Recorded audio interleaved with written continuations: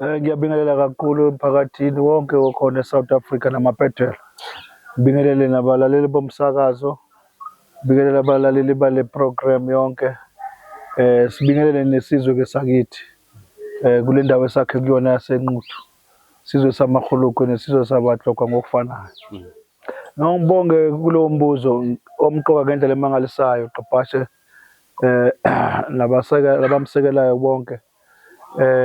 Lo msebenzi njengoba kubonakala mhlambe kuzona zonke izizwe eziqhubayo eSouth Africa kuye kubonakala intokozo enkulu mamhla abantwana sebebuyile ku celebrate ngenhlobo zonke zokucelebrate ngoba abantwana imvamisa njengemizi abawonina ibona abanikazi beyingane noma zingakhulile noma zikhulile zikhulisiwe zingakhulisiwe kusuke kungewona ingxaki kanina kodwa kusuke kuyingxaki yamadoda endaweni akhile okuchaza ukuthi ke nobaba walelo khaya noma bangazathu zini ukuthi ke ukhona noma ukhona engekho noma akekho kodwa ingane yamadoda makuyesilisa ingane yamadoda leyo ndawo.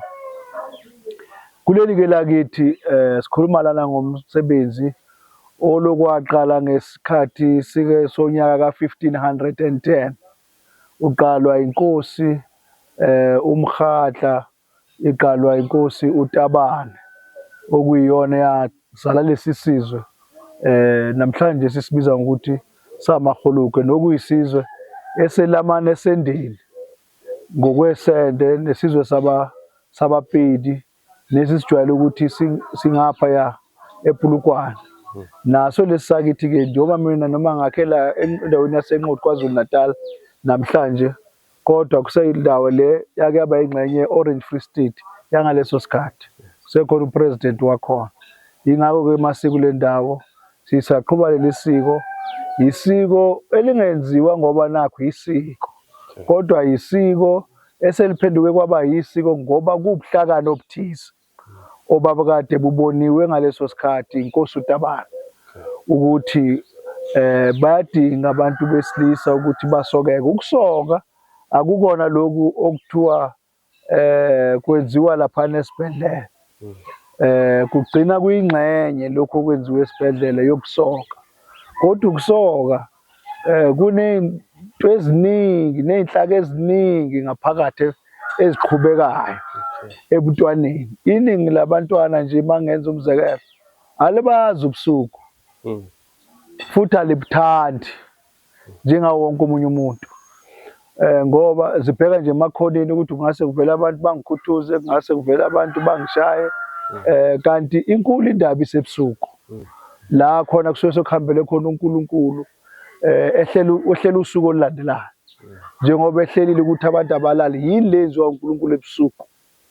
Leli siko ke likwenza ukuthi uqhamukele kulezo ndima ngobuhlakani ofundiseka ngabo futhi ububona benzeka futhi ububona buqhubeka insuku zonke ubusuku nobusuku kanjalo kuzokushaya intathakusa nentathakusa akukona nje kuphela ukuthi inkukhu isuke ikhala sezisho ukuthi sekusile ikhona lento ekhulunywa yinkukhu esuke isivela ngesikhathi sentathakusa yiko ke lezi nakho konke okunye kungahambisa kuze kufike ngisho nokufundisa ukudlala induku ukungcweka kungadlalisa kuze kufike ngisho nasekuqoqeni izinganekwane kungahamba kuze kuyofika nasekuthini kuganwa kanye indoda iganwa kanjani iganelwana kungahamba kuze kufike nasebunsizweni ukuthi ubunsizwa yinto enjani kungafamba kuze kufike kontanga nokuthi ontanga balamana kanjani kusho ukuthini futhi ukulamana kontanga uma futhi umuntu ungalamane naye futhi engeyona untanga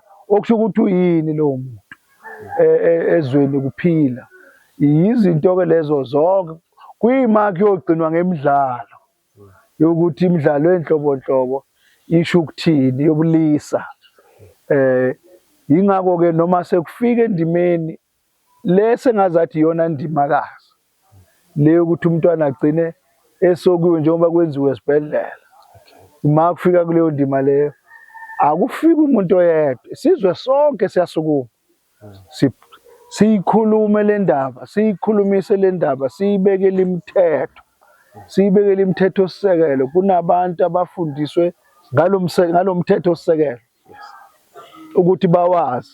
Kunabantu abawenzayo lo mthetho sisekelo, njengoba ufanele ukuthi uqhubeke egazini lomntwana. Manje ke le ndima yonke iyalahleka ke uma umntwana engasokiwe ngokweleli siko lethu esokwe nje ngokwesiko likanina lapha esibhedlela, ukuthi usokwe ngokwezempilo, akasokuwe ngokomqondo, akasokiwe ngokwezenkolo, akasokiwe ngokomlando, akasokiwe ngokwegazi, usokwe kuphela nje ngezempilo. Ubuhlakani bakhe buhamba bube nganeno. Masilala nje la kuvela inkanyezi ebusuku, sigcina lapho abaningi bethu bazi ukuthi hayi sekuhlwile isibhakabhaka siyakhanya nazi inkanyezi. Kanti inkanyezi lezi zisho lukhulu, kanti inkanyezi lezi futhi zihlukene. Ney'nsuku ey'vela ngazo inkanyezi ezithile nazo zihlukene. Kusho isibhakabhaka kuvela nenyanga, nayo inendaba yayichazayo. Njenganathi-ke nje-ke kufanele inyanga ibe sesikhathini esithile, ibe sesimeni esithile, siyichaze le nyanga. Yileso sikhathi-ke siyongena ngaso. So kuyothi inyanga mayisendaweni ethile yenyanga, noma iyasithela-ke noma yenzani, engezi ukuchaza ngoba mhlawumbe akunasidingo. Yingalesi sikhathi suke senza futhi into ezithile. Ngalezo zizathu-ke ikona okwenza ukuthi usiko lwethu embuzweni obuziwe nojwayelekile ukuthi kungani thina bethu abantwana, ngoba sikhuluma nje kulo nyaka la ekhaya bebe 154, kuloya wango-2024 babe 304, kuloya wango-2022 babe 128. Ngahlehla njalo balokhu bekhulile, okusho ukuthi isizwe uyasibona ukuthi kulo nyaka sizele kangaka abasekuleli zinga beyilolu hlobo lesizwe emphakathini. Ngaloya nyaka kusho ukuthi-ke sekuka nje, ngaloya nyaka kuba nalokhuyana. Yilezo zinto zonke ezenza ukuthi-ke leli siko silihloniphe kuze kube namhlanje. Ngokwesizwe sethu-ke ibona-ke ubukhosi lobu, ibona ubukhosi lokhu. Ingakho sithi kumakhosi akithi amakhosi odonga. KwaZulu lithi amakhosi ohlanga, ngithi amakhosi odonga, ngoba udonga yila khona ufike ume ubone izibanga ezinye, uzilalele, uzihloniphe, uzilandele, uzifunde, eziyingozi uzinqobe, uwedwa usehlane. Nehlane elihlukene kaningi, kufanele ukuthi leli hlane ulihambe lonke, ulazi ukuthi lapha yana lihlaneke kanje, lapha yana lihlaneke kanje, ngalesi sikhathi kuhlaneka ukuthi lapha, ngalesi sikhathi kuhlaneka ukuthi. Manje-ke ilezi zinto-ke esihamba-ke kodwa kufike la kuthini singechaze singene kukho kahle hle ukuthi sesikubekile ukuthi nalokhu nalokhu nalokhu nalokhu nento njengale mhlambe nale kusho ukuthi-ke mase sikubona senzane ngempela.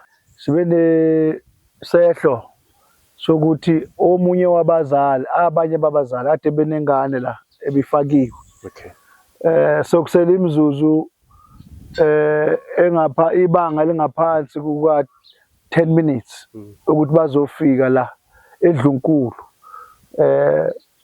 Bahlangane nengozi yemoto, bashawa itruck, kungekho enye imoto ebaphazamisayo, kungekho nje ebaphazamisayo. Kwathi kuleyo ngozi leyo yale truck kwahamba abantu abazali abaze komunye wabantwana bakhona, beza nje bahambi bodwa, bahamba nenjabulo, bahamba nempahla zokubusisa lo mntwana. Kodwa-ke kunjalo uma kufika isikhathi sokuthi kuyaphunywa, zibambile iy'khathi. Khona izikhathi zokubheka ukuthi umsebenzi uyiwona yini, njengenkambiso elindelekile nangenkambiso eyaziwayo. Kunesikhathi esinjalo maphakathi nesikhathi kuye kube khona-ke isikhathi sokuthi-ke sokuyahanjwa, sokuyoma ekhaya. Uhafu wegoli sukugcwele la ekhaya. Ingakho la ekhaya siyahlala nje, kodwa u-5,000 uyagcwala la no-6,000 uyabhika isikhathi kuze kufike kubheka ku-7,000 ngaphandle kokubembezela. ngamandla leli siko. Uma kumphakathi ongangalo usukhona la kusuke kuphethe mina kuphela. Akekho omunye umuntu osuke nezwi lokuthi kukhulunywa ini, le ayikhulunywa, le iyakhulunywa ngalelo langa lelo. Isimine ngikucontrol yayo yonke lento esuke ikhona leso sikhathi. Lo mphakathi ke uyasihlonipha kulokho. Usihlonipha ngokugcwele abazali bonke nabo abane multiply effect yabo. Bangene kusazini ukuthi sinaliphi ikhono. Futhi nathi singena ezingeni lokuthi sinabuphi ubuhlonzo ezweni lakhile ngoba njengoba ngikhuluma nje lo msebenzi ukhatha across yonke iSouth Africa. Siye siqhathaniswe kakhulu nemiphumela yemisebenzi yaseLimpopo ngoba iyona province enemisebenzi enjenganalo eminingi kakhulu futhi emkhulu kakhulu. Kanjalo kubuye kulandele neMpumalanga province. Siyadabuka kakhulu ngezinto ezenzeke eEastern Cape ngoba masilalela sibheka siyabona ukuthi kuningi ukungenzi lento efanele ukuthi yenziwe. Bekungakuhle kithi ukuthi ngelinye ilanga kufike ke ezingeni la khona singadonsana khona wonke lama province adume kulomsebenzi ngoba anendlela eziningi ezihlukene nezikhathi ezele aqonda ngayo ukusebenza njenganje eFree State mangenza umzekelo. eFree State umakhaza kakhulu ebusika ngakho bona bavama ukuba manje ehlobo. Kanti kulezi ndawo ezinye akunjalo. Ngakho bona bengena nini ebusika. Mhlambe iloku kuphambana nenyanga le yayidalwe uNkulunkulu naveza kuyo lobu buhlakani balento. Ukuthi kuze kube nalezi ingxaki lezi. Ziningi into ezingahlonishwa singeke sisho ukuthi sithini ngesiko labo abalenza nabo ngenjabulo abalenza ngokulazi futhi balazi limpumelelo. Kodwa ikhona into efanele ukuthi ke kufundiswane kuyona kuchathazelwane kuyona esingathi ke abaholi bezwe abaphathi bezwe nabagcina sebeyingxenye lo msebenzi noma bengazi abaningi nesikhalazayo njengoba kumanje ukuthi kukhona umthetho sekelo wakhona osukhandiwe walento abaningi bayabazi lutho bayabasebenzi nje ukuthiwa qhubani lomthetho noma niyawubona nanku ubhalo ukuthi nakho kushuka kodwa bazi ukuthi uma usebenza lento uhamba uzofika kuphi. Ngakho siyafisa ukuthi ke sikhalisane nabazali bonke abalinyalelwe izingane zabo emaprovinsini amaningi akhona ngaphandle kwala KwaZulu-Natal. Yingakho la KwaZulu-Natal iwu-shining star. Iwu-shining star ofanele ukuthi ngelinye ilanga ubhekwe. Ngiyabonga kakhulu umsakazi. Kale ngaze lese nginipheka.